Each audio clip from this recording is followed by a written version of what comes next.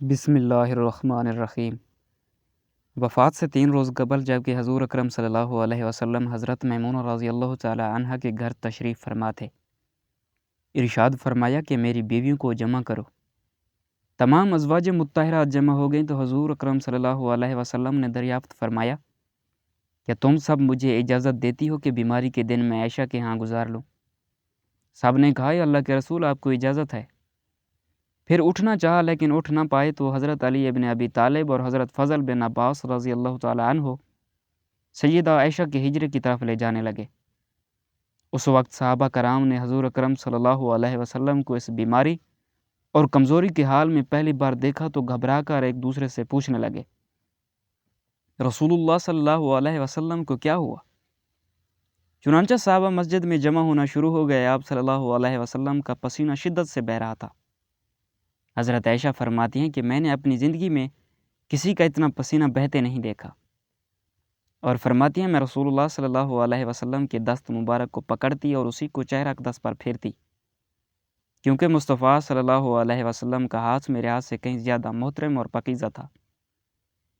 مزید فرماتی ہیں کہ آپ صلی اللہ علیہ وسلم سے بس یہی ورد سنائی دے رہا تھا کہ لا الہ الا اللہ، بے شک موت کی بھی اپنی سختیاں ہیں۔ اسی اثناء میں مسجد کے اندر آپ صلی اللہ علیہ وسلم کے بارے میں خوف کی وجہ سے لوگوں کا شور آنے لگا۔ آپ نے دریافت فرمایا، یہ کیسی آوازیں ہیں؟ عرض کیا گیا کہ اے اللہ کے رسول، یہ لوگ آپ کی حالت سے خوف زدہ ہیں۔ ارشاد فرمایا کہ مجھے ان کے پاس لے چلو۔ پھر اٹھنے کا ارادہ فرمایا لیکن اٹھ نہ سکے تو آپ صلی اللہ علیہ وسلم پر 7 مشکیزیں پانی کے بہہ گئے۔ تب کہیں جا کر کچھ افاقہ ہوا تو سہارے سے اٹھا کر منبر پر لایا گیا۔ یہ رسول اللہ صلی اللہ علیہ وسلم کا آخری خطبہ تھا اور آپ کے آخری کلمات تھے۔ فرمایا، اے لوگو، تمہیں میری موت کا خوف ہے؟ سب نے کہا، جی ہاں اللہ کے رسول۔ ارشاد فرمایا، لوگو، تم سے میری ملاقات کی جگہ دنیا نہیں، تم سے میری ملاقات کی جگہ حوض کوثر ہے۔ یہ لوگو، مجھے تم پر تنگ دستی کا خوف نہیں بلکہ مجھے تم پر فراوانی کا خوف ہے کہ تم اس کے معاملے میں ایک دوسرے سے مقابلے میں نہ لگ جاؤ، جیسا کہ تم سے پہلے امتوں والے لگ گئے، اور یہ دنیا تمہیں بھی ہلاک کر دے جیسا کہ انہیں ہلاک کر دیا تھا۔ پھر مزید ارشاد فرمایا، اے لوگو، نماز کے معاملے میں اللہ سے ڈرو، اللہ سے ڈرو۔ پھر فرمایا، اے لوگو، عورتوں کے معاملے میں اللہ سے ڈرو، میں تمہیں عورتوں سے نیک سلوک کی وصیت کرتا ہوں۔ فرمایا، اے لوگو، ایک بندے کو اللہ نے اختیار دیا کہ دنیا کو چن لے یا اسے چن لے جو اللہ کے پاس ہے، تو اس نے اسے پسند کیا جو اللہ کے پاس ہے۔ اس جملے سے حضور اکرم صلی اللہ علیہ وسلم کا مقصد کوئی نہ سمجھا، حالانکہ ان کی اپنی ذات مراد تھی، جبکہ حضرت ابو بکر صدیق رضی اللہ تعالی عنہ وہ تنہا شخص تھے جو اس جملے کو سمجھے اور زار و قطار رونے لگے اور بلند آواز سے کہنے لگے، یا رسول اللہ، ہمارے باپ دادا آپ پر قربان، ہماری مائیں آپ پر قربان، ہمارے بچے آپ پر قربان، ہمارے مال و دولت آپ پر قربان۔ آپ صلی اللہ علیہ وسلم نے آخر میں اپنی وفات سے قبل مسلمانوں کے لیے آخری دعا کے طور پر ارشاد فرمایا، اللہ تمہیں ٹھکانہ دے، تمہاری حفاظت کرے، تمہاری تائید کرے۔ اور آخری بات جو منبر سے اترنے سے پہلے امت کو مخاطب کر کے ارشاد فرمایا، یہ لوگوں، قیامت تک آنے والے میرے ہر ایک امتی کو میرا سلام پہنچا دینا۔ پھر آپ صلی اللہ علیہ وسلم کو دوبارہ سہارے سے اٹھا کر گھر لے جایا گیا۔ اسی اثناء میں حضرت عبد الرحمن رضی اللہ تعالی عنہ آپ صلی اللہ علیہ وسلم کی خدمت میں حاضر ہوئے اور ان کے ہاتھ میں مسواک تھی۔ نبی کریم صلی اللہ علیہ وسلم مسواک کو دیکھنے لگے لیکن شدت مرض کی وجہ سے طلب نہ کر پائے۔ چنانچہ سیدہ عائشہ رضی اللہ تعالی عنہ حضور اکرم صلی اللہ علیہ وسلم کے دیکھنے سے سمجھ گئیں اور انہوں نے آپ کو مسواک دیا لیکن حضور اسے استعمال نہ کر پائے، تو سیدہ عائشہ نے حضور صلی اللہ علیہ وسلم سے مسواک لے کر اپنے منہ سے نرم کیا اور پھر حضور نبی کریم صلی اللہ علیہ وسلم کو لوٹا دیا تاکہ دہن مبارک اس سے تر رہے۔ حضرت عائشہ فرماتی ہیں، پھر آپ صلی اللہ علیہ وسلم کی بیٹی فاطمہ تشریف لے آئیں اور آتے ہی رو پڑیں کہ نبی کریم صلی اللہ علیہ وسلم اٹھ نہ سکے، کیونکہ نبی کریم صلی اللہ علیہ وسلم کا معمول تھا کہ جب بھی فاطمہ تشریف لاتیں حضور ان کے ماتھے پر بوسہ دیتے تھے۔ حضور نے فرمایا فاطمہ قریب آ جاؤ۔ پھر حضور نے ان کے کان میں کوئی بات کہی تو حضرت فاطمہ اور زیادہ رونے لگ گئی۔ انہیں اس طرح روتے دیکھ کر حضور نے پھر فرمایا فاطمہ قریب آؤ۔ دوبارہ ان کے کان میں کوئی بات ارشاد فرمائی تو وہ خوش ہونے لگی۔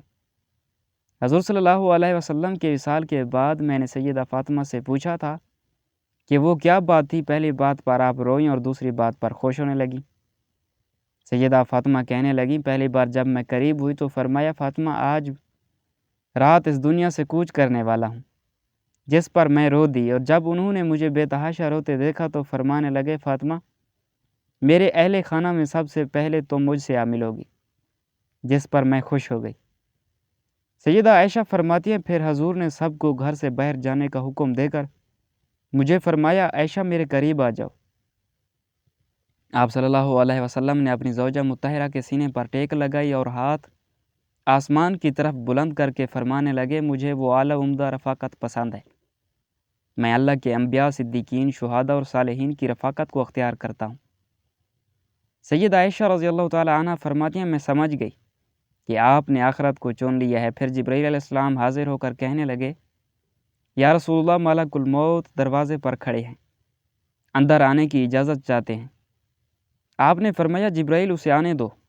ملک الموت نبی کریم صلی اللہ علیہ وسلم کے گھر میں داخل ہوئے اور کہا السلام علیکہ یا رسول اللہ، مجھے اللہ نے آپ کی چاہت جاننے کے لیے بھیجا ہے کہ آپ دنیا میں ہی رہنا چاہتے ہیں یا اللہ تعالیٰ کے پاس آنا پسند کرتے ہیں۔ فرمایا مجھے وہ اعلیٰ عمدہ رفاقت پسند ہے۔ پھر ملک الموت آپ صلی اللہ علیہ وسلم کے سرہانے کھڑے ہو کر کہنے لگے پاکیزہ روح محمد بن عبداللہ کی روح، اللہ کی رضا و خوشنودی کی طرف روانی ہو۔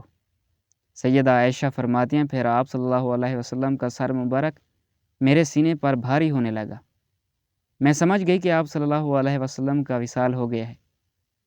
مجھے اور تو کچھ سمجھ نہیں آیا، سو میں اپنے حجرے سے نکلی اور مسجد کی طرف کا دروازہ کھول کر کہا رسول اللہ کا وصال ہو گیا۔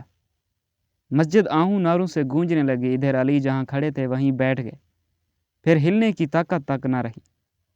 ادھر عثمان بن عفان معصوم بچوں کی طرح ہاتھ ملنے لگے، اور سیدنا عمر تلوار بلند کر کے کہنے لگے خبردار جو کسی نے کہا رسول اللہ کا وصال ہو گیا، میں ایسے شخص کی گردن اڑا دوں گا۔ میرے آقا تو اللہ سے ملاقات کرنے گئے، جیسے موسیٰ علیہ السلام اپنے رب سے ملاقات کو گئے تھے، وہ لوٹ آئیں گے، بہت جلد لوٹ آئیں گے۔ اب جو وفات کی خبر اڑائے گا میں اسے قتل کر ڈالوں گا۔ فاطمہ روتی رہی اور کہتی رہی میرے پیارے بابا جان اپنے رب کے بلاوے پر چل دیے، میرے پیارے بابا جان جنت الفردوس میں اپنے ٹھکانے کو پہنچ گئے۔ اگر ہماری ویڈیو اچھی لگی ہو تو ہمارے چینل کو ضرور سبسکرائب کریں۔